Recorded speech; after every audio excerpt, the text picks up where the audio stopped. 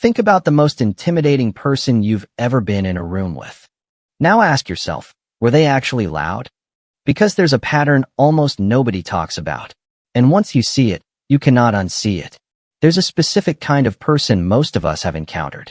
They walk into a space and immediately start filling it with their voice, their opinions, their presence. They interrupt. They redirect conversations back to themselves. They perform confidence like it's a job.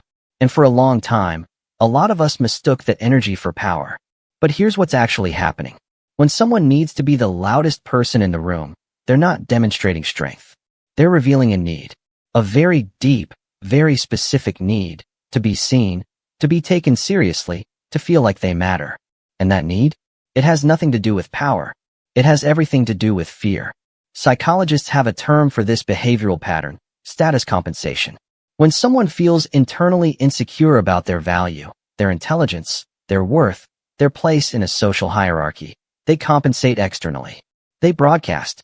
They dominate the air in a room because silence feels like invisibility, and invisibility feels like irrelevance. Think about the last time you saw someone argue loudly about something trivial. A disagreement about a sports team, a petty workplace conflict, someone talking over a colleague in a meeting they weren't even invited to lead. That volume wasn't confidence. It was anxiety wearing a costume. Genuinely secure people don't need you to know they're secure. They're not performing for the room because they're not afraid of what the room thinks. That's the real difference. There's a particular stillness that comes with true self-assurance. You've probably felt it from someone at some point in your life: a teacher, a mentor, maybe a stranger. Someone who didn't raise their voice, who didn't rush to fill every silence, who listened in a way that made you feel like the only person in the room. That presence is magnetic, and it's almost never loud. Because when you're genuinely grounded, when you know who you are and you don't need anyone in that room to confirm it, you stop performing. You stop trying to win the conversation. You stop needing to be right. You stop measuring your status against everyone else's. And ironically, that's when people start actually listening to you. The quietest person in the room is often the most dangerous, not in a threatening sense, but in the deepest sense. They've already done the internal work that the loudest person is still desperately trying to avoid. Let's go deeper for a second, because this isn't just about social dynamics. Almost every person who defaults to domination, verbal or otherwise, learned that behavior somewhere. A home where being invisible meant being forgotten.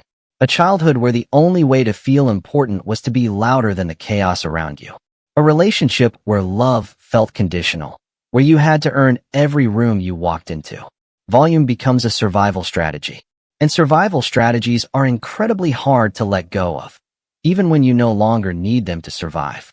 So the next time someone in your life is aggressively taking up space, talking over you, dismissing your ideas, constantly redirecting attention to themselves, try to see past the behavior for just a second.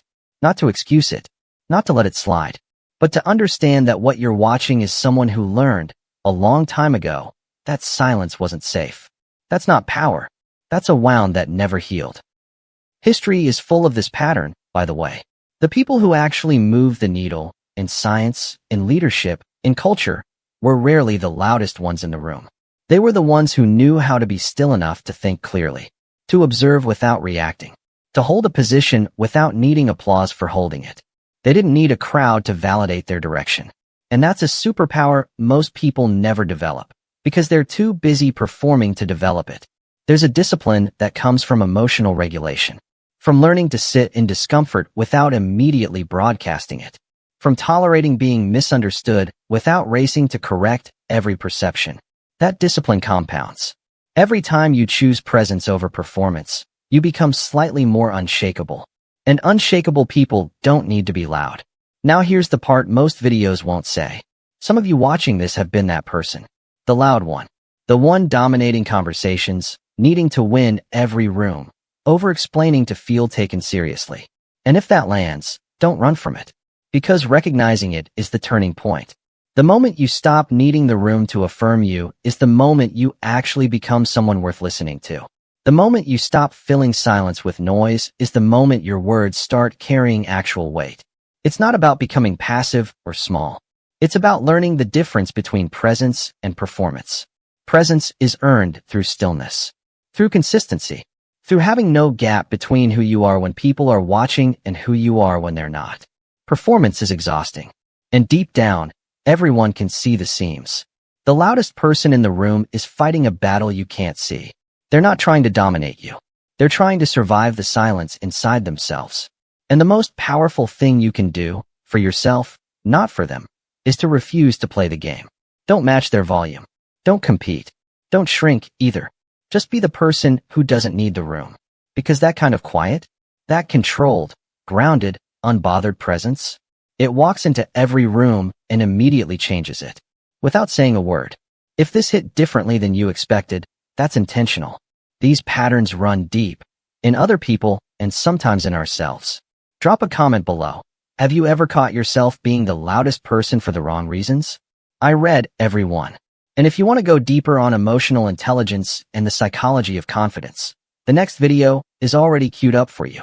Don't leave yet.